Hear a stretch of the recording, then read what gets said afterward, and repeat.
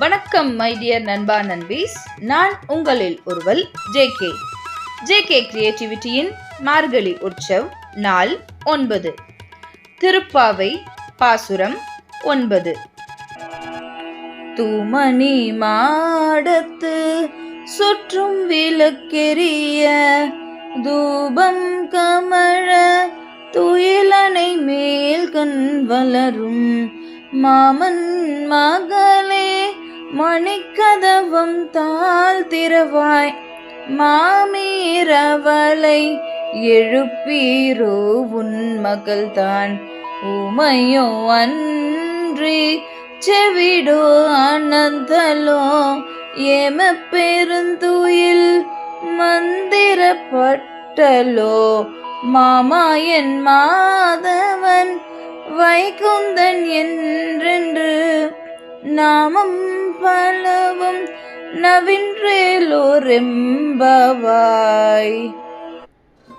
ஆண்டாள் கோதை மார்கழி பாசுரம் 1-8 வரைக்குமே அந்த கண்ண பரமாத்மான போய் எப்படியெல்லாம் தரிசிக்கலாம்.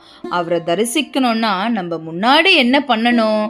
மார்கழி நீராடி அவரை பிரார்த்தனை செஞ்சு இந்த உலக நன்மைக்காகவும் நம்மளுடைய நன்மைக்காகவும் எப்படியெல்லாம் அவரை தரிசிக்கணும். அது இல்லாம அவர் வென்ற அரக்கர்கள் அசுரர்களை பத்தியும் 8 பாடல்களை சின்ன சின்ன பாசுரமா பாடியிருந்தாங்க. அதோட தன்னை உறக்கத்திலிருந்து எப்படியெல்லாம் தன் தோழியர்கள் எழுப்புகிறார்கள் அதை பற்றியும் பாடியிருந்தாங்க.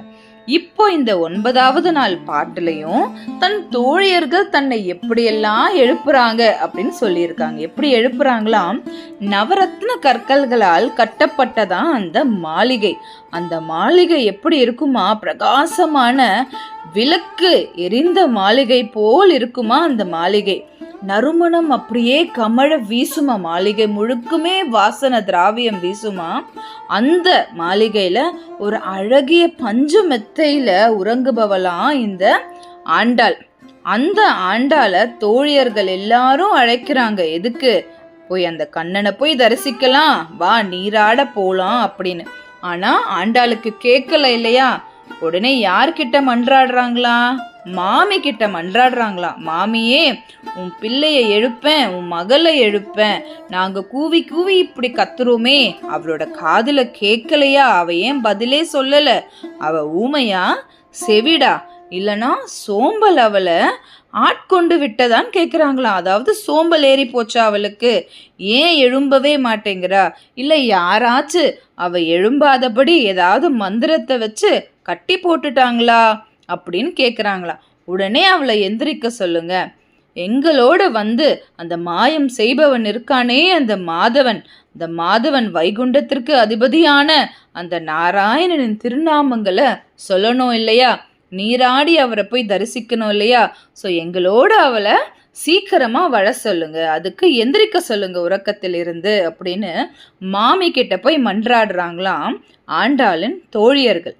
இந்த மாதிரி உலக மக்கள் மாட மாளிகை பஞ்சு மெத்தை என சொகுசு வாழ்க்கையில சிக்கி சோம்பல்ல கட்டுண்டு கிடக்கிறாராம்.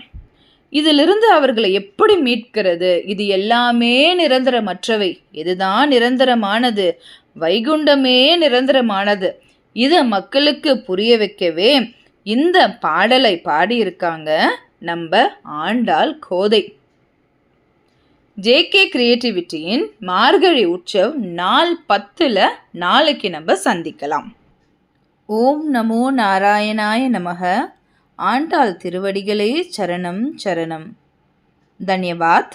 நான் உங்களில் ஒருவல் ஜேகே.